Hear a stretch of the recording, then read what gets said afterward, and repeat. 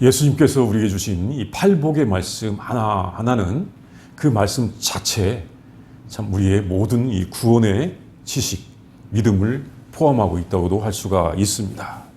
우리가 지금까지 이 네 가지 복의 말씀을 보았습니다. 심령이 가난한 자부터 또 애통하는 자, 또 온유한 자, 의에 줄이고 목마른 자, 이렇게 네 가지 복된 사람의 모습을 보았습니다. 오늘은 그 다섯 번째로서 긍휼히 여기는 자는 복이 있나니 그들이 긍휼히 여김을 받을 것이며, 이 말씀을 보도록 하겠습니다. 첫 번째, 긍휼히 여긴다는 말은 불쌍히 여긴다, 측은히 여긴다, 자비를 베푼다, 그리고 용서한다는 말입니다. 이 긍휼히 여긴다, 긍휼, 동정, 이런 말들을 우리의 현대 일상에서 잘 활용하고 있는 것 같습니까? 긍휼, 동정, 일상에서 잘 활용하지 않는 것 같기도 합니다. 이 말들은 요즘 교회나 가정에서만 남아있는 말이 아닌가 하는 생각이 들기도 합니다. 이 긍휼이라고 하는 말에 대한 가장 쉬운 설명은 부모가 그 어린 자식을 불쌍히 여기는 마음입니다. 부모들이 자기 어린 자식들을 불쌍히 여깁니다. 되게 그렇습니다. 요즘 뭐 나쁜 부모들이 있어갖고 자녀들을 학대하는 이야기들이 있어서 굉장히 마음이 아픈데, 사실 대부분의 부모들은 자기의 자녀들을 불쌍히 여깁니다.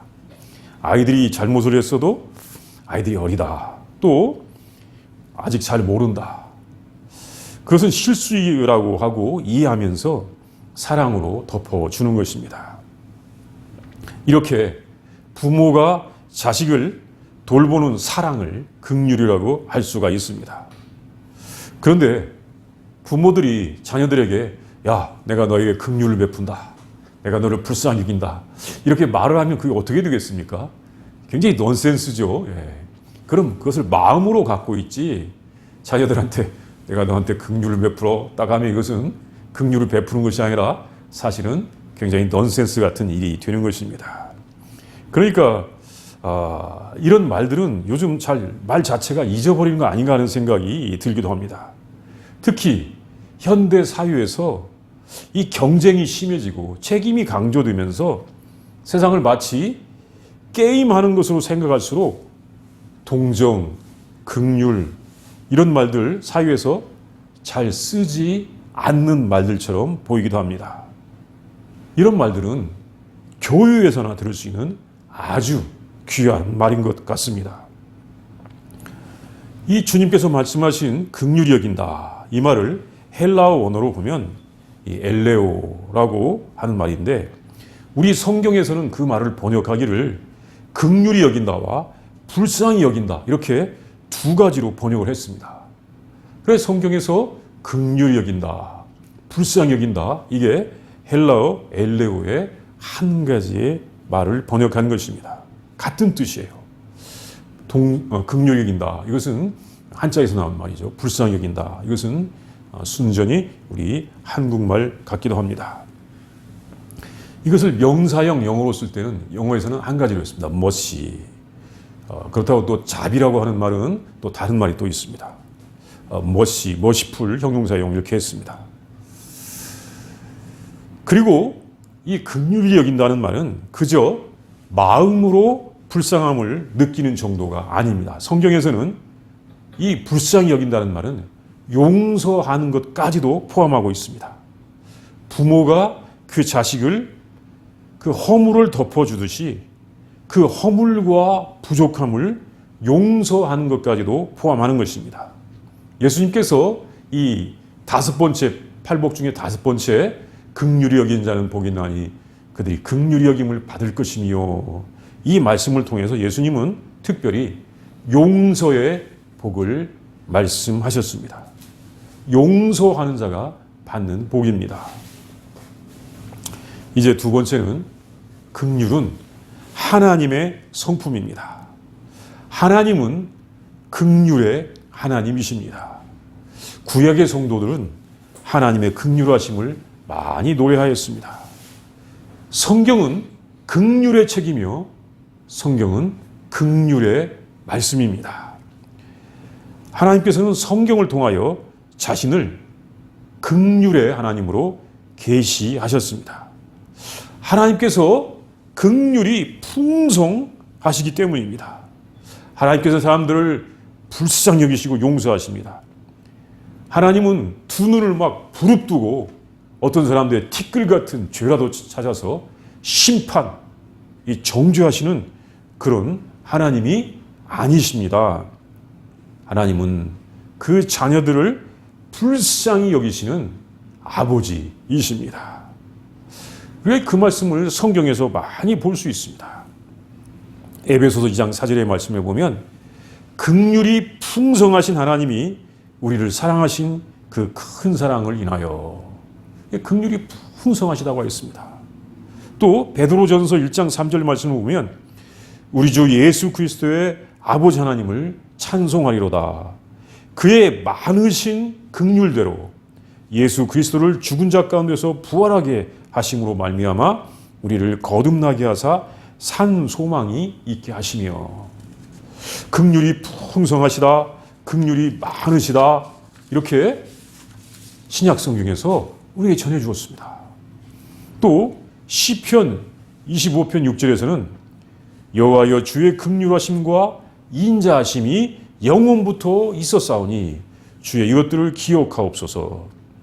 이 구약에서 특별히 하나님의 긍휼하심을 많이 선포하였습니다. 이때 사용된 말이 유명한 구약의 단어인 헤세드라고 하는 말인데 이것을 우리 성경에서 번역할 때는 주로 인자하심으로 번역을 하였습니다. 이 인자하심으로 표현하였습니다. 시편에서 하나님의 긍휼하심, 인자하심이 특별히 많이 선포되었습니다. 시편 100편 5절 말씀입니다. 여호와는 선하시니 그의 인자하심이 영원하고 그의 성실하심이 대대에 이르리로다. 또 103편 8절에도 여호와는 긍휼이 많으시고 은혜로우시며 노하기를 더디하시고 인자하심이 풍부하시도다. 아까 우리가 성시교독에서 봉독한 시편 이 118편 말씀에도 여호와께 감사하라 그는 선하시며 그의 인자하심이 영원하미로다. 이렇게 인자하심 이런 말씀들을 많이 선포하였습니다. 시편 103편에도 나옵니다. 시편 또 이 106편에도 나옵니다. 할렐루야 여호와께 감사하라 그는 선하시며 인자하심이 영원하미로다. 여기서 이 인자하심 이게 긍휼하심 이 말씀이에요. 참 같은 말을 다른 표현을 한 것입니다. 근데 이 말씀은 이사야 선지자도 선포했습니다. 이사야 54장 10절 말씀입니다. 산들이 떠나며 언덕들은 옮겨질지라도 나의 자비는 내게서 떠나지 아니하며 나의 화평의 언약은 흔들리지 아니하리니 너를 긍휼히 여기시는 여호와께서 말씀하셨나이다. 여기서 이 헤세드라는 말은 자비라고 하는 말로 번역이 되어 있습니다. 또 에레미야 예가에서도 이렇게 말씀하셨어요. 여호와의 인자와 긍휼이 무궁하심으로 우리가 진멸되지 아니함이니이다. 여기서는 인자라고 하는 말인데 그 백성이 망하지 않는 것이 하나님의 인자, 이 긍휼이 무궁하시기 때문에 망하지 않았던 것입니다. 하나님은 긍휼이 풍성하십니다. 그 자녀들, 우리들, 피조물들을 불쌍히 여기십니다. 하나님은 모든 사람들의 창조주로서 그 생명 하나하나를 소중히 불쌍히 여기시면서 구원해 주시기를 원하십니다. 하나님은 노하기를 더디하십니다. 구약의 성도들도 이것을 알았습니다. 하나님께서 이렇게 우리를 불쌍히 여기시는 것을 우리가 알아야 되겠습니다. 요즘 많은 사람들이 막 주님의 재림을 앙망한다고 하면서 징벌하시고 심판하시고 멸망시키신 하나님, 여기에 많은 초점이 있는데 사실 그것보다도 훨씬 더 많이 알아야 될 것이 하나님의 긍휼하심을 알아야 되는 것입니다. 그러면 정말 믿음이 새로워질 것이고 태도가 달라질 것이고 우리가 정말 신앙이 무엇인지를 제대로 알게 될 것입니다. 우리 주님께서 다시 오실 날이 가까울수록 우리는 하나님의 긍휼하심을 더 잘 알아야 되는 것입니다. 이것이 하나님의 성품입니다. 이제 본문의 세 번째는 긍휼히 여기는 자는 긍휼히 여김을 받습니다. 긍휼히 여기는 자를 하나님께서 긍휼히 여겨 주십니다. 하나님께서 불쌍히 여긴 사람을 구원해 주십니다. 하나님께서는 이 긍휼이 풍성하시기 때문에 자신의 사랑하는 자들에게 긍휼의 은혜를 베풀어 주셨습니다. 특별히 예수님을 보내셔서 이 땅에서 고난당한 사람들에게 구원의 은혜를 베풀어 주셨습니다. 예수님께서 이 땅에 계실 때 많은 사람들이 예수님을 만났습니다. 물론 그 범위가 넓지는 않았지만 그래도 그 지역에 있는 수많은 사람들이 예수님께 나와서 만났습니다. 예수님께서 갈릴리에서 복음을 전하실 때 두 소경이 예수님을 따라오면서 예수님을 불렀던 말이 다윗의 자손 예수여 우리를 불쌍히 여기소서 이것이었습니다. 이게 마태복음 9장 27절의 말씀이죠. 우리를 불쌍히 여기소서, 이게 우리의 긍휼을 베푸소서 이 말씀입니다. 또 이방 여인이 자기의 귀신 들린 딸을 고쳐달라고 예수님을 불렀던 말도 주 다윗의 자손이여 나를 불쌍히 여기소서, 내 딸이 흉악한 귀신이 들렸나이다 이 말이었습니다. 이렇게 사람들은 예수님 앞에서 불쌍히 여겨 주시옵소서라고 간구하였습니다. 긍휼을 베풀어 주옵소서, 불쌍히 여겨 주옵소서. 이것이 그 백성들이 예수님 앞에 나오는 태도입니다. 우리가 주님을 만날 때마다 주님 우리를 불쌍히 여겨 주시옵소서 이렇게 해야지, 주님 저 사람들을 심판하시옵소서 이건 아닌 것 같습니다. 우리를 불쌍히 여겨 주옵소서. 이렇게 예수님께 간청했을 때 예수님께서 그들에게 치유를 베풀어 주셨습니다. 병을 고쳐주신 예수님께서는 너의 믿음이 너를 구원하였다고 말씀하셨습니다. 예수님께서 그들을 불쌍히 여기심으로 그들을 구원하여 주신 것입니다. 그래서 디도서 3장 5절 말씀에서 이렇게 말씀하셨습니다. 우리를 구원하시되 우리가 행한 바 의로운 행위로 말미암지 아니하고 오직 그의 긍휼하심을 따라 중생의 씻음과 성령의 새롭게 하심으로 하셨나니. 여기 중생의 씻음, 성령의 새롭게 하심 다 우리를 구원하신 모습인데, 그것이 우리가 어떤 의로운 행동이 있어서 그렇게 해주신 것이 아니고 주님의 이 긍휼하심, 주님의 긍휼하심을 따라서 우리에게 구원을 베풀어 주신 것을 알려주신 것입니다. 베드로전서 1장 3절에서도 이렇게 우리에게 전해주었습니다. 우리 주 예수 그리스도의 아버지 하나님을 찬송하리로다. 그의 많으신 긍휼대로 예수 그리스도를 죽은 자 가운데서 부활하게 하심으로 말미암아 우리를 거듭나게 하사 산 소망이 있게 하시며, 우리의 이 구원의 모든 과정이 다 하나님의 많으신 긍휼, 하나님의 긍휼하심을 따라 이루어진 것입니다. 하나님께서는 우리를 불쌍히 여기셨기 때문에, 우리를 불쌍히 여기기 때문에 예수님을 통하여 우리를 구원해 주시는 것입니다. 우리들이 하나님을 떠나서 고통을 당하는 것을 보시고 불쌍히 여기셔서 우리를 구원해 주신 것입니다. 그리고 구원받은 제자들에게 이런 말씀을 해 주셨습니다. 그것은 뭐냐면 이제 어떤 임금님이 그 종들과 함께 결산하는 모습입니다. 결산할 때 1만 달란트 이 빚진 종 하나가 이 임금님께 왔습니다. 1만 달란트 어마어마한 돈이에요. 갚을 것이 없습니다. 그래서 엄하신 주인께서, 엄하신 모습으로 나타나신 주인께서, 야, 너 네 몸과 네 아내와 네 자식들과 너의 모든 것을 다 팔아서 갚아라 라고 하였는데, 그 종이 엎드려서 간청을 하는 것입니다. 내게 참으소서, 내가 다 갚겠습니다. 그런데 그 주인이 사실은 엄하신 것이 아니라 긍휼이 풍성하셨는데, 그 종이 엎드려서 간청하는 것을 보고는 이 불쌍한 마음이 들어서 놓아 보냈습니다. 그러면서 그 빚도 다 탕감하여 주었습니다. 얼마나 이 종이 큰 은혜를 받았습니까? 그런데 이 1만 달란트나 탕감받은 종이 이제 나가다가 자기한테 이 100데나리온 빚진 자 동료한 사람을 만났습니다. 그러자 목을 탁 낚아챘습니다. 붙들었습니다. 그리고 너 빚을 갚아라고 아주 윽박을 지른 것입니다. 그러자 그 동료는 엎드려서 간구합니다. 나에게 참아 주십시오. 내가 지금 현재는 없는데 내가 다 곧 갚겠습니다. 그런데 이 1만 달란트나 탕감받았던 이 종이 허락하지 아니하고 그 자기한테 100달란트 빚진 이 동료가 자기의 빚을 갚도록 옥에 가두어 버렸습니다. 이것을 사람들이 봤어요. 아는 사람들이 봤어요. 그리고 임금님에게 가서 이야기했습니다. 그러자 그 임금님이 그 탕감해줬던 1만 달러도 탕감해줬던 종을 불러다가 이 악한 종아, 네가 빌기에 내가 네 빚을 전부 탕감하여 주었는데 내가 너를 불쌍히 여긴 것 같이 너도 내 동료를 불쌍히 여기는 것이 마땅하지 아니하냐 하면서 주인이 노하여서 그 빚을 다 갚도록 감옥에 집어 넣었습니다. 그러면서 예수님께서 말씀하시기를 너희가 각각 마음으로부터 형제를 용서하지 아니하면 나의 하늘 아버지께서도 너희에게 이와 같이 하시리라고 말씀하셨습니다.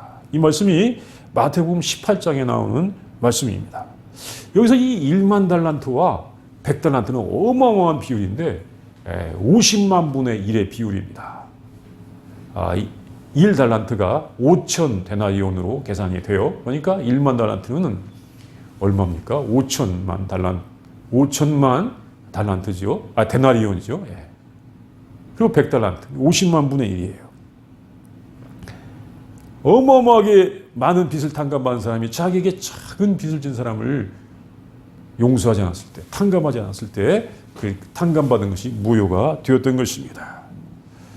자신이 불쌍히 여김을 받은 것처럼 동료를 불쌍히 여길 줄 알아야 하는 것입니다.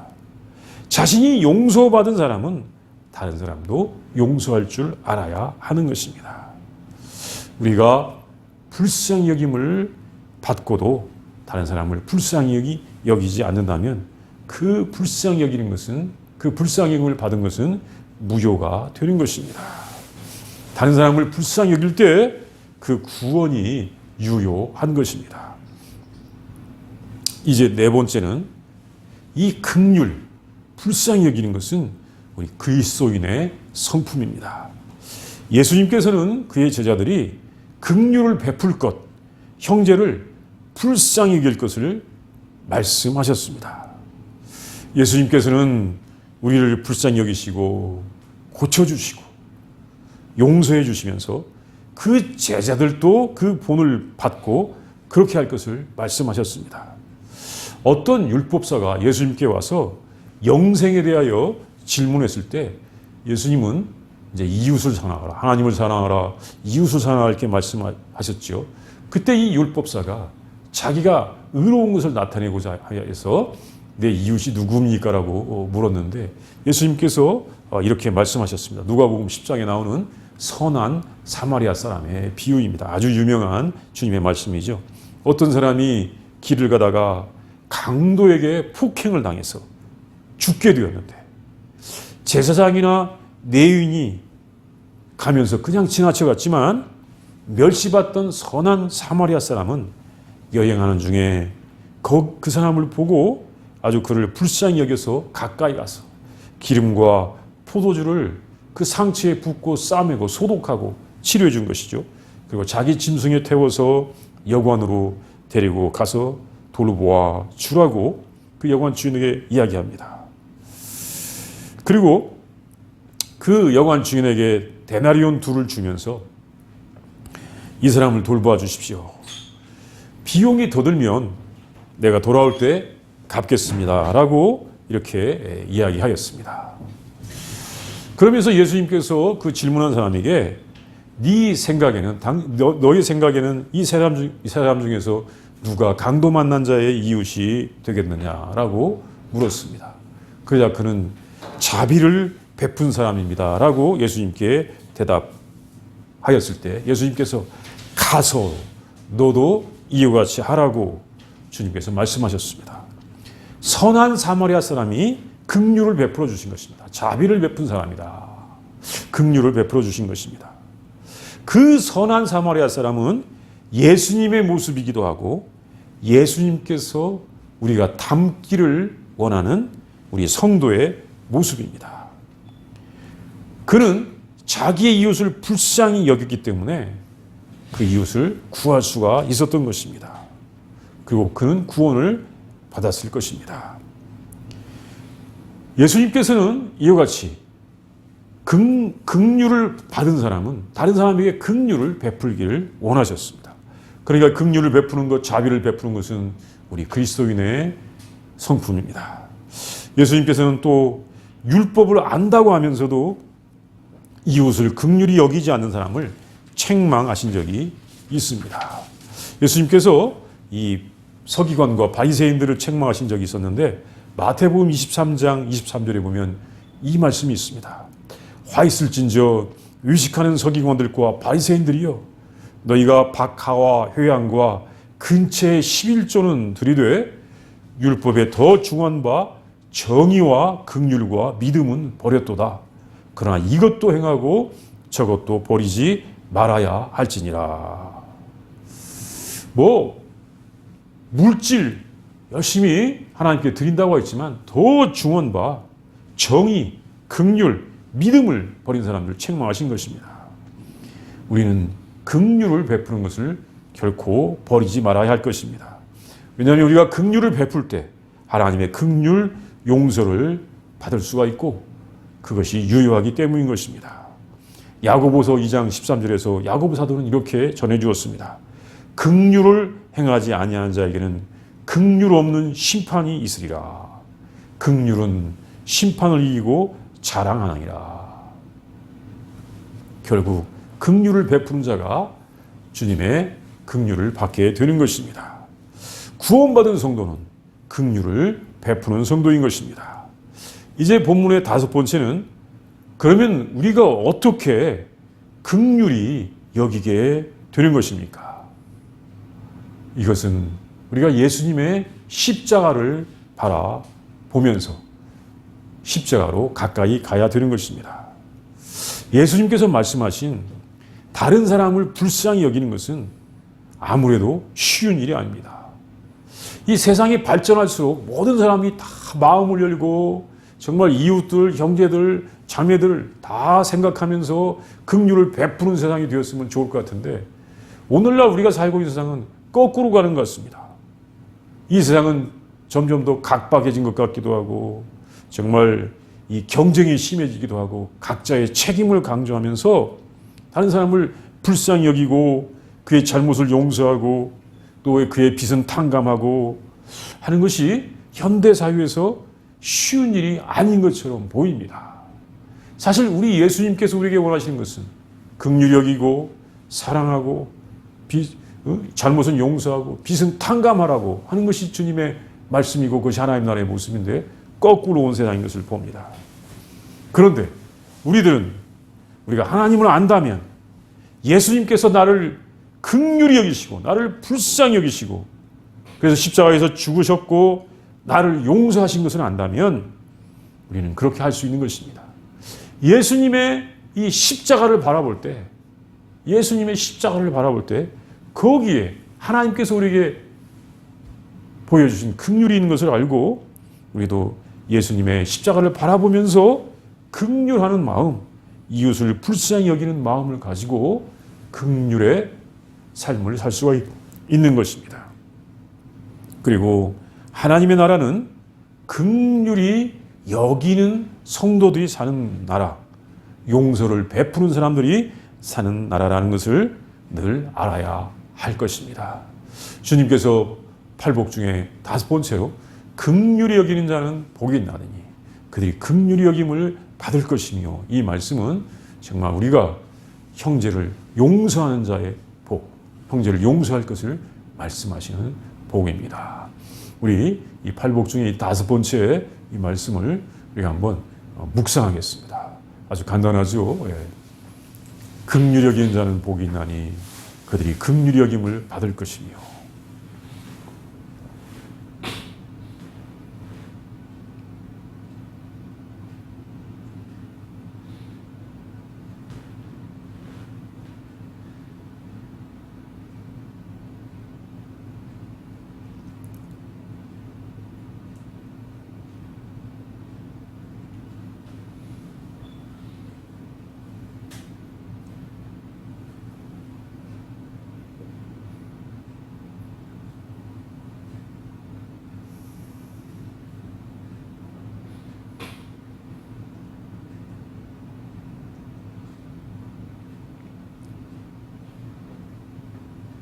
긍휼의 하나님, 사랑과 은혜가 풍성하신 하나님, 참으로 감사합니다.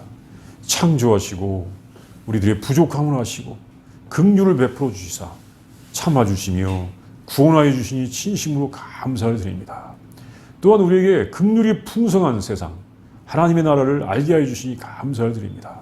하나님, 우리들이 예수님의 제자들로서 우리 예수님의 은혜와 사랑을 긍휼하심을 통하여 구원받은 자로서 주여 긍휼을 알고 긍휼을 잊지 않고 긍휼을 베풀고 긍휼을 또한 보이는 그런 주님의 자녀들이 다 되게 하여 주시옵소서.